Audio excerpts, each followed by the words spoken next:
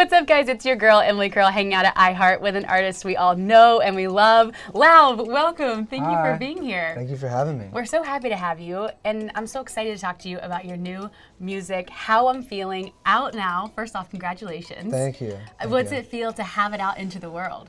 Really good. I was waiting for a long time. It's 21 songs, and I think finally to put it out, it's just like I can finally breathe a little bit, which is really nice. Yeah. So talk to me about the album, 21 songs. How did you curate them? How did you decide the order, everything? Walk me through it. Yeah. Well, originally I wanted it to be 15 songs. For whatever reason, that was kind of just like the number in my head. But then I wrote probably like 50, and it was like really hard to narrow it down, you know? It's like we chose 15, like me and my manager. And then I was like, no, this one, and then it ended up being 21. So it was out of 50? You had 50 options? Probably something like that. Is there anyone that wasn't on the album that you wish made it? There's some I think I'm gonna release after the album. Oh, actually. really? Yeah. Okay, cool. I'm excited to hear that. So your album's out. What's it like for you to see the fans responding, listening to your music, resonating with the lyrics? How does that make you feel? It's amazing, especially because this is the first time I've put out like a bunch of songs at once. Like usually you put out one song and then it's like, cool, okay, so they get like a piece. But like to give everybody like the whole picture, you know what I mean? Especially because some of the songs are so different for me. It feels amazing. Like just seeing all the feedback, you know, it's just really, really, really like the best feeling. Modern Loneliness is one of my favorite songs on the entire album. And I love the sweatshirt too. I gotta get one of those. And I think it's something that we all go through. It's so real. I feel like it's so relatable.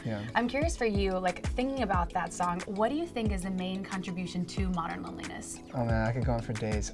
I do feel like a big part of it is like social media and stuff, because I feel like we've trained ourselves to be like so like all over the place, like this conversation, then jump to this conversation, and this one, and this one, and this one, and like texting and DMing and blah, blah, blah, blah. But like I feel like real human connection takes longer than that. You know, you have to like spend some time face to face, get through the awkward moments, like all of it, like talk and be like more vulnerable, and I feel like it's kind of hard to do. And I think that like, you know, at the end of the day, like when all that noise is gone and you're just alone with yourself, you're like, I don't know, like I find myself feeling really lonely. Yeah, you know? Totally. I'm curious for you too, because on a personal level, you have millions of people invested in your story. Do you think that because of that, Modern Loneliness is amplified for you? I don't know. I've thought about it. I don't know, because I feel like I talk to a lot of people who feel lonely. Yeah. You know? I don't know. Is that something, do you feel it? Oh, I do. Okay. But, you know, but I just am curious for you, like having so many people always wanting your attention and time, and what that would feel like if that's any different. Because I think Modern Loneliness is such a universal feeling. Yeah. I mean, I feel like I've had to like kind of step back and like change my priorities in the way I think. You know, I think for a while, like I was like so, and a lot of this album kind of came from this feeling. I felt like I had a bit of an existential crisis. I got very caught up in like this identity I not created, it was me, but it was like I boxed myself into it. And it was like, you know, like I was evolving, but my identity like publicly wasn't evolving. And I was like, I felt crazy. Oh, interesting. And I felt boxed in. And so that's kind of like why I created How I'm Feeling, the album, the way it is, with all the different characters that are all like different parts of my personality. Because it was sort of like this like I don't know what the word would be. Just like I wanted to do the opposite. I was like, I'm gonna like embrace all of this, you know?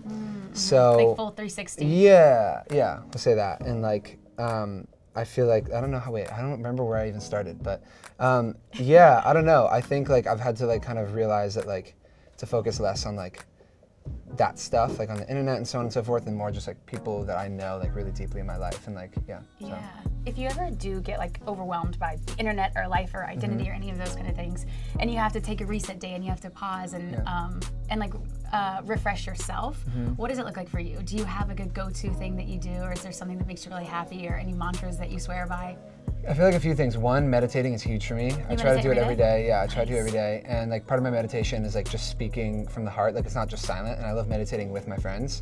Or even with new people that I meet. Like sometimes actually my friendships deepen when I do that. Oh, that's awesome. It's really cool, and I like speaking and like just speaking gratitude, like whatever just naturally comes.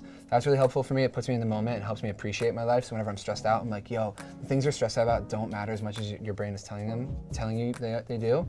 And it's like I've learned to appreciate everything. So that's super helpful. Sleeping, because I usually don't sleep.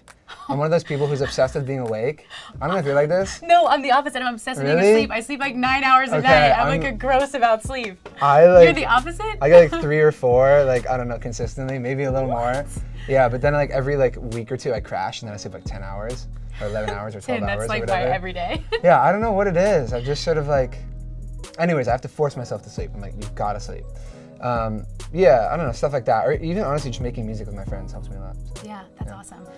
So something else I love about you so much is how open you are with mental health, like we were talking about. And you're also part of Blue Boy Foundation. What can you tell us, for those who don't know about the foundation, what it is and what you do for that foundation? Yeah, so basically it's a foundation I created. I created it around my song Sad Forever, which is on the album, which I kind of wrote about when I was like in a really, really, really dark place, kind of as I was not discovering, but like realizing what I was experiencing was, I guess the official diagnosis for it would be like clinical depression and OCD.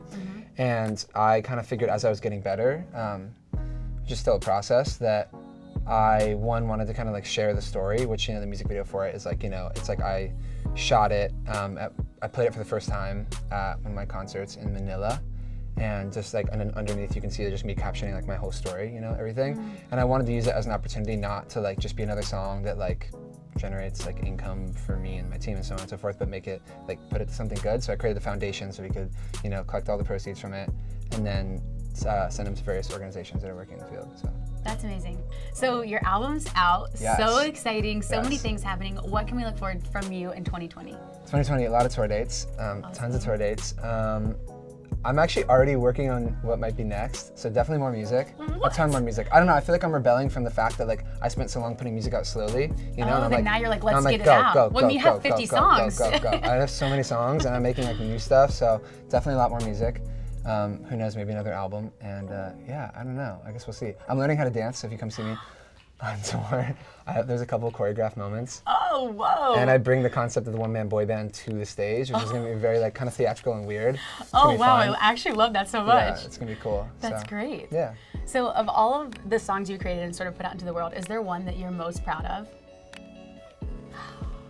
I say, I'm honestly, I'm kind of I thought about it today, it's a little weird. I got a tattoo that says Modern Loneliness too. Oh my gosh, when did you get I'm this? like, I need to chill. I got it like months ago, way before the song even came out. I don't even think I had finished the song. I was like so obsessed with it. I was like, this song means everything to me. So I was like, I'm gonna do that. And then I did that, and then, yeah, I don't know. It's just like, it means a lot to me. What's it like playing that song live?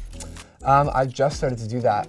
Well, especially when I first started rehearsing it, I was like crying during like every time I play it, or I was like getting ready. For example, I was getting ready to play it on Jimmy Kimmel, and we were doing like the sound check and stuff, and like both times in sound check, I like started like I couldn't continue singing. I was crying, so it's super emotional. Oh, yeah. Wow. I mean, it's so beautiful. I think we all feel that. Yeah. So thanks for sharing your music with the world. And now, before we let you go, one of my favorite things to do is we heart you, obviously. What are 3 things that you heart right now? It can be anything. Ooh, 3 things I heart right now. My dog Billy. Oh, Billy! I miss him. What kind of dog? Pomeranian, teacup Pomeranian. He's tiny. He's like less than 5 pounds. My parents, a lot right now. We've been catching up a lot more. That's awesome. It's really nice. And I'm gonna just say French fries. French fries. There we go. Always good. Yeah. Lauv, thank you so much for being here. Thank you all for watching. Make sure you stream all his music on iHeartRadio, and we'll see you guys next time. All of it. Hey guys, thanks so much for watching. Did you like that video? You can check out more over here. And don't forget to subscribe to iHeart right here. And if you're already a longtime fan, make sure you ring the bell down below so you don't miss a single video. Bye guys.